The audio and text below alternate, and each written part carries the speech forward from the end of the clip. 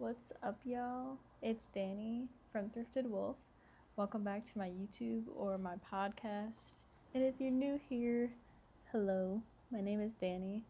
I do a lot of art stuff, but mostly on my YouTube channel, I do upcycling stuff, showing you guys how to upcycle and tips and tricks on how you can upcycle for yourself. And if you're on my podcast, I do a lot of spiritual talk stuff, but I also do like business talks. So, yeah, without further ado, let's get into it. Today, I'm going to talk about how I make about $2,000 a week upcycling. Like, kind of just like on average, what I make. There's a siren. I'm going to wait a bit. Anyways, as I was saying, this could be varied by week, but this is on average what I make. I don't think I ever make less than like 1,000 per week, and sometimes I've made like 3 or 4,000 a week. But yeah. Before I get into this is not something that is easy. This is something I work really hard for every single day. Like, I work my booty off for my shop. So yeah, this, as long as you are really driven and you want this to work and you're passionate about this kind of stuff, this will work for you. Just listen to like what I'm about to share. You don't have to do everything, but like this is just what personally worked for me, because I never had like a viral reel, really. I never just got lucky. I just worked so hard to get what I have today. So if you work as hard as I did, I'm sure this can also be possible for you. So on to my first tip is building your brand. Whatever your brand is going to be like on. So I personally am really thriving on Instagram. I know a lot of people that do upcycling stuff and only sell on Depop. They don't have like a social media following, really. I know a lot of people that are like popping on TikTok, and that's how they do a lot of their sales. I know a lot of people who sell on Etsy, and that's it, and they don't do any of that social media stuff. So you kind of just gotta pick your platform, I guess. Oh yeah, no, scratch that. Me personally, what I did is I did a bunch of research about the different platforms that can like work for selling upcycled stuff, and I posted to almost every single one. I don't do like eBay, Etsy, or Depop, but what I would do is I would like make my creation, whether it be like a picture or a video, and I would post it to Pinterest, YouTube, TikTok, Instagram. I think that's it. Pinterest, TikTok, Instagram, YouTube. Yeah. So every time I would make something new, whether it be a picture or reel, I would post to every single platform. So for YouTube, you can't post pictures. So I'd either only just post my reels, or I would do kind of like when you go on TikTok, you can make a reel or a video with pictures. So I would just do like 5 seconds of like each picture and make it into a video so I could post it. And a lot of people don't post on Pinterest, I feel like. But I have always posted on Pinterest just because I love Pinterest. And I always have people DMing me, emailing me, and saying, like, I found you on Pinterest. Like, constantly. And it was not really a big thing in the beginning. But since I stayed consistent with Pinterest, I have a huge following on there. Like, I think it's easy to grow on Pinterest because a lot of people love it, but a lot of people don't post on there. So I always have people DMing me saying like, oh, I pulled up my Pinterest and like your picture was on my like homepage. So even if you think it couldn't be like a big thing, do it anyways. Because yeah, I definitely get sales from Pinterest. And even when I go on my website, I can see like the traffic, like where things are coming from, and every day I'm getting people from Pinterest. So, and I have a lot of people saying they found me from TikTok, and I even went to this skate thing with my boyfriend in Tampa, and this girl came up to me. If you're watching this, hi. This girl came up to me and she was like, "I found you on YouTube." I was like, "No way." Like, she came up to me and was like, "Yeah, like I found like your patchwork pants tutorial on YouTube." And like on my YouTube, I don't have a huge following. I only have like I think 3,000 people right now. So it's like it may not seem like a lot, but it really matters, like posting to all those different places. So that's kind of in the midst of building your brand. Another thing I did to build my brand is trades and promotional like free stuff. So way in the beginning, I was really doing anything I could to just get my name out there and get people to know who I was. So I gave away a ton of free stuff. Like I can't even comprehend like how much free stuff I gave, and it definitely paid off because I feel like that's how I got my name out there. Like I would reach out to like cool people I saw on Instagram, and I'd be like, "Hey, like if I send you like a bikini, I used to make crochet bikinis.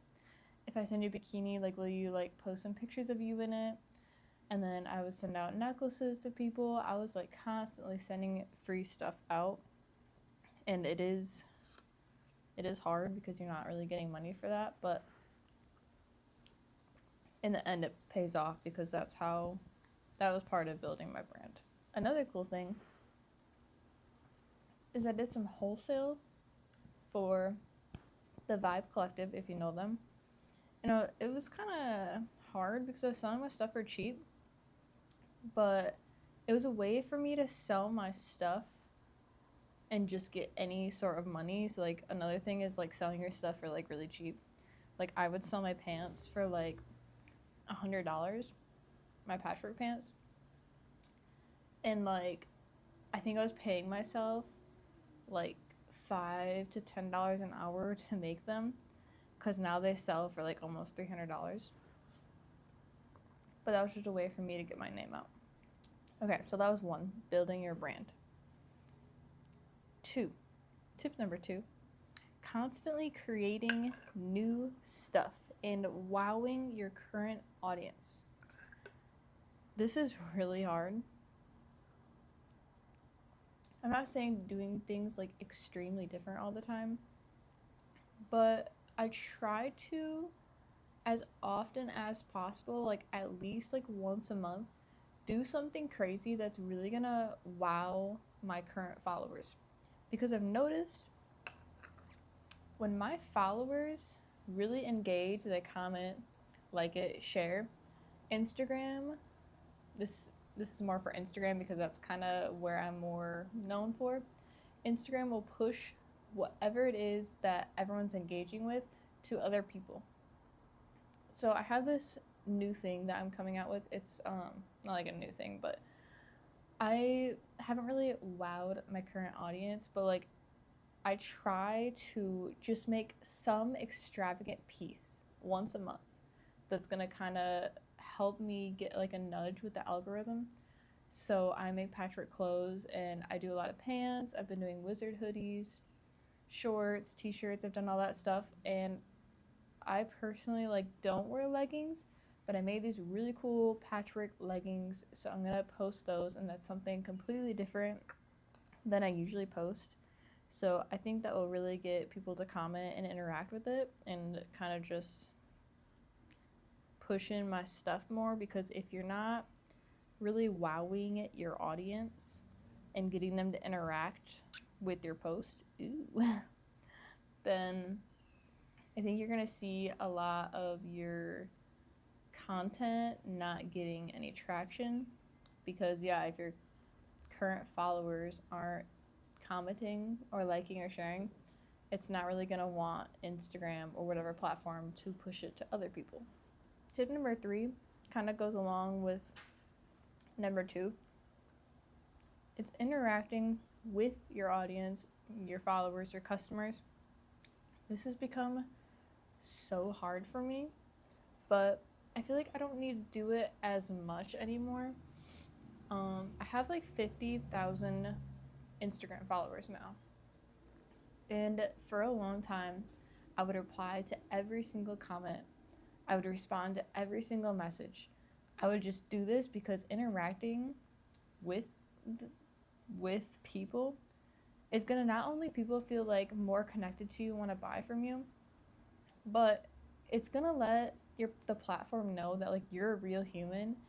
And when you're interacting with people and spending time on the apps, the app manufacturer or person or whoever runs it, they like that, and it's going to make them want to push your stuff to other people.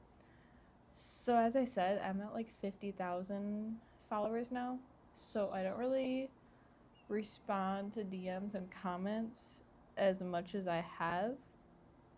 But when I did, it definitely helped push my stuff.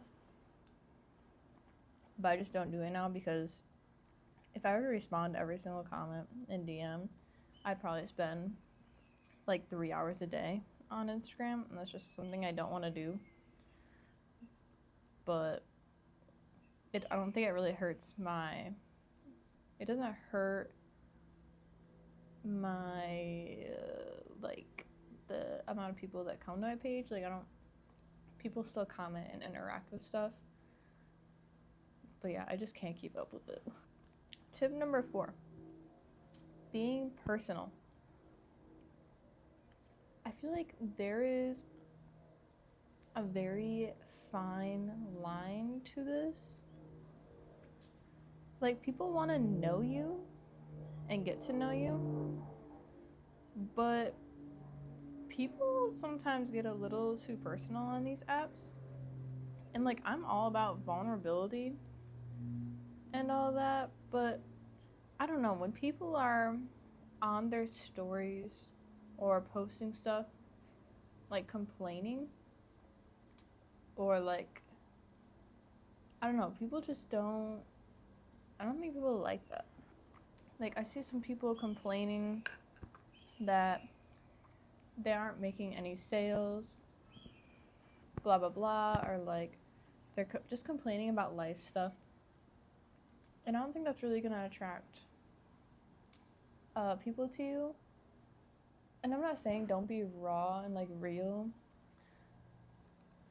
but I don't know. It's hard for me to like explain, I guess, how I feel about that. Because, yeah, I think it's just important to like show gratitude. Maybe like tell people about yourself, your family. Like, people know like I have a son. His name is Forrest. And a lot of people I'm following, they'll like post one thing about their kid. And I've been following them for years. And I'm like, oh my gosh, you have a kid? Like, I didn't even know that. And I feel like when I really get to know, as a customer, as I get to know other people's brands and about like their life and their family, just like a little bit about them, it makes me feel like I have more of a connection with them. Even if they don't directly talk to me, if I just know a little bit about them, it makes them feel like, I don't know, it makes me feel like more connected to them. And when I feel more connected to someone, it makes me want to support them, comment on their stuff, buy from them. So I think as a customer point of view, not just a customer, just a supporter and a person too, I like that. So that's why I try to share some of my personal life. But I'm not gonna like, you know, really talk about personal stuff. Like, I don't know. I just feel like there is a line I personally won't cross, and you just gotta find that comfortable spot for you. Before I move on to the next tip, I just want to say you definitely don't have to be personal at all. I know some people that have like so many followers and they sell their stuff for so much money and they're doing so well, and I don't know anything about them. No one knows nothing about them. Sometimes they're posting like sweatshirts like laid down flat, and they never model them, so you don't even know what they look like. So you definitely don't have to. I'm just sharing what has worked for me and what I think has helped me to be as successful as I am today without having any viral thing or huge popularity because I only have 50,000 followers on Instagram. And I think that's very attainable for most people. Okay, tip number 5, sourcing quality fabric and unique patterns. This, I'm a very like natural girl. I really like natural style. So I kind of stick to more like animal prints if I do have any patterns. But I think when you find like that cool pattern sweater or like that blanket sheet that's like just like cool, I think that really will help you to stand out. But make sure it's like a high quality. I think so. I personally, when I go to the store, anything that's like 100% polyester, I will not buy. I try to stick to like quality cottons, but like if it's like a blend, like say it's like 60% cotton, 20% polyester or whatever, I will still buy it if I feel it and it doesn't feel that bad. Just because I don't know, I still think it's kind of quality. I don't like polyester, but I think there's just so much clothes in the world. There's no way I can upcycle as much as I could only using cotton and like natural stuff. So yeah, just make sure you're sourcing decent stuff. Make sure you're looking at the fabrics and like nothing's like having weird pilling or stains or anything. Yeah, I think that's the end of that tip. Tip number 6, doing out of the ordinary things even if you think they might look weird or not work. I'm constantly, not as much anymore, but I definitely try to get out of my comfort zone as much as possible, because another thing that's going to help push your stuff and get you to be more noticed and to sell stuff is by doing different things. There's so many people in the world, there's so many artists, and everyone's trying to make some money now. A lot of people do upcycling stuff, so you want to just try to push yourself to do different things that's going to help you to stand out and make you seem unique and different, because if you're just making simple stuff, people aren't going to look at that and be like, wow, I need that. Like, I think I do sell some simple stuff sometimes for like cheap, but the things that sell for a lot or grab people's attention are like the different things. Like, I think something I'm more known for now is like swirl designs. I actually originally got this design idea from Dre. She's Spunky Babe on Instagram. But yeah, I do like these swirls. I think I'm kind of known for it now on my upcycled stuff. So yeah, it's like kind of simple patchwork thing, but I've like added my own like, something that's like different and stands out, and it's kind of like my thing now. So yeah, I think just experimenting with like random stuff, like you could kind of make a sweatshirt or like a pair of pants and then be like, okay, what if I did this? And like, if you're doubting yourself, like, oh, that might look weird, try to just do it anyways, because you're not just gonna create cool stuff out of the blue. Like, you're gonna fail and make things that look weird a million times before you make something really cool. So it's like the more you fail, the better stuff you're gonna create. Like, I don't even know how many things I've just like messed up, but it's got me to where I am today. So yeah, just try to be weird, funky with it. Try new things as much as possible to kind of find your groove. My fingers are so sticky from eating this grapefruit. Oh my gosh. Tip number 7. Get out of here, hair. Being consistent, but not too consistent. So again, this is what has worked for me. I have always kind of known Instagram and like TikTok and Pinterest is like, okay, 2 or 3 years ago when I really started my Thrifted Wolf brand was like consistency is key, consistency is key. Always post as much as possible, like once, if not twice a day. Like that was like the thing. But I think it's changed now because I used to post every day. And like to this day, I'm like still trying to figure out like the algorithm. I think we all are. But me and like multiple other content creators and people that upcycle, people that create, I've kind of talked with them, and the algorithm is weird. It's like they don't like it when you post every day. Or either the algorithm doesn't like it, or you're like the people that follow you don't like it because I don't know, they're just like not pushing it. So something that I have personally found that works is, so like I sell my clothing, and I used to do like kind of one post a day, like a reel, like a before and after, or like a picture of like a set I made. But I try to do a thing where I collect everything that I made within like a week and either create a reel with it or like a post with like the different pictures, and then do it on like, I do it Saturday usually. So like maybe I'll post like once during the week and then again on Saturday. So I'll post like twice a week because once I post on Saturday, I have like, say I have 10 things I've made, everything I've made this week, and I'll like have the pile of it, and then I'll show you guys every single thing I've made. You guys have probably seen that. But I've noticed those do really well because it's kind of like, wow, like she made all that in a week, and then not only can I get just one person or two people to interact, but there's like 10 different things. So like when people are watching it, there's at least probably one thing of the 10 things that they've really liked. Like, oh, I love that purple set. Someone else is like, oh, I love that wolf set. Or like, ooh, that green lace set is really cool.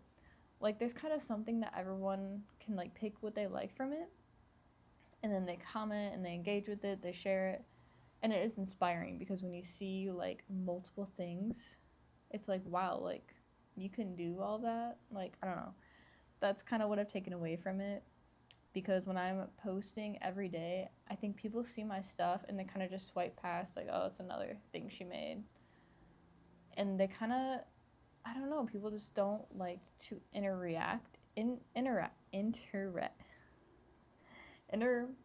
I can't speak, interact with it every day. But I think because it takes time to, sit and like type a comment.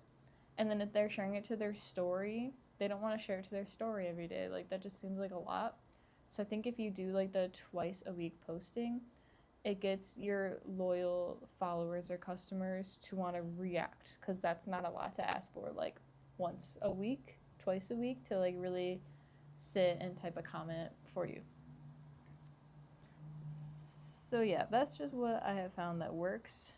I mean, the algorithm is always changing, so who knows what's gonna be next because yeah, the internet is weird. But also, with that being said, like everything being said, I feel like it is so important. Oh my gosh, my fingers are sticky. It's so important to just enjoy it. Enjoy all of it. If you're watching this and you're just trying to like make $1 and you don't really think it would be fun, and it might work in the short run, but I think in the long run, it's probably not something that's going to work out for you. I don't think I have any other tips. No, I think it was just 6, 7. But yeah, I think it's just important to try to love it as much as possible because when you're loving what you create, if you're having a fun time like editing the video or the picture, it shows. Like when you go to post that, it shows that like you enjoyed the process, or like I don't know, it just like when I create a piece that I'm really proud of and I really want to keep it and I post it, I'm like, oh my gosh, this is so cool. That's the thing that's gonna get people to like comment on your stuff, to share it, and like therefore like you're gonna sell some more stuff. But yeah, I think it's just important to make what you really love, because when you're authentic, I think the universe just rewards you and things start working out for you. Because yeah, I think in the beginning of Thrifted Wolf, I was just posting stuff to kind of make money, to just kind of just like do it. But the more I enjoy it and love the process and the creation and just like literally everything in between, the bigger like my page has grown, the more sales I've done. So yeah, just have fun with it. Don't don't think too much about any of it, cuz you know, this is all just temporary. But I'm not going to get into that. But yeah, if you guys have any specific questions. Oh yeah. Um so the $2,000 a week, that's like that's just profit. So the $2,000 a week is profit. So that's not including like the stuff I thrift. So I think it's just like it is so hard to calculate that. I have a thrift store near me that sells like by the pound, so I get like two garbage bags full of stuff for like $30. And then sometimes I'll go on Depop and like this wolf, hoodie thing. This was a hoodie I got off Depop. And I try to, when I go on Depop, only get stuff that's like $10 and under, because after taxes and fees and shipping, it's gonna be like $20. So I try to get stuff like this if it's under $10, $20 after all that stuff. So I'd say, I mean, I'd spend like $100, $200 a week on like that kind of stuff. And then like supplies like elastic, thread, that kind of stuff, I'd say like 50. So I think after all that, I make like 1,700 a week. And that's working like 40 hours a week, because I'm trying to base this off of like, a normal schedule. But a lot of the times, like, I'll just want to work a 3 hour day, because like I don't need to make $2,000 a week all the time. That's like one of the biggest reasons I have created Thrifted Wolf and like working for myself, is because I don't want to work 40 hours a week. Like most of the time, I'll do like 20-hour weeks, maybe. I'm trying to work the least amount as possible, but I'm also like trying to like, build a big savings and all that. So yeah, I think $1,000 a week for 20 hours is pretty nice. But again, not without like a lot of hard work.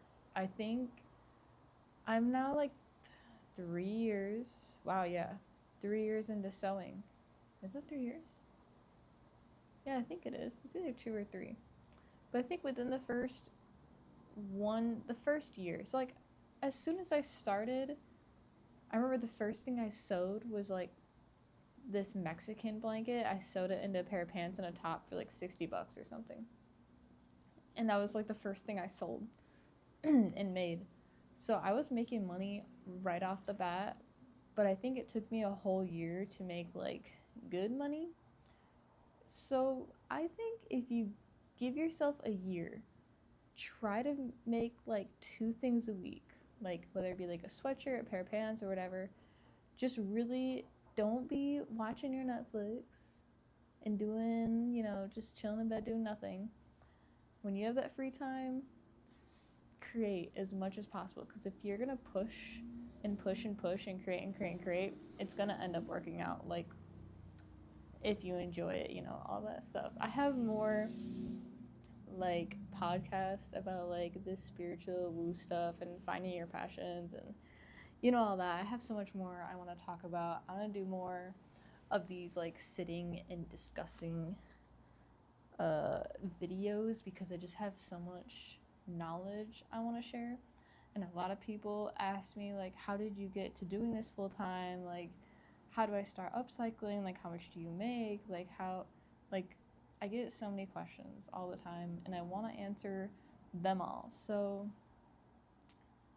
yeah, if you have any questions about like literally anything, leave them in the comment section below. I'm gonna try to get to as many as possible. Maybe I'll do like a Q&A video. But I kind of want to recap my tips.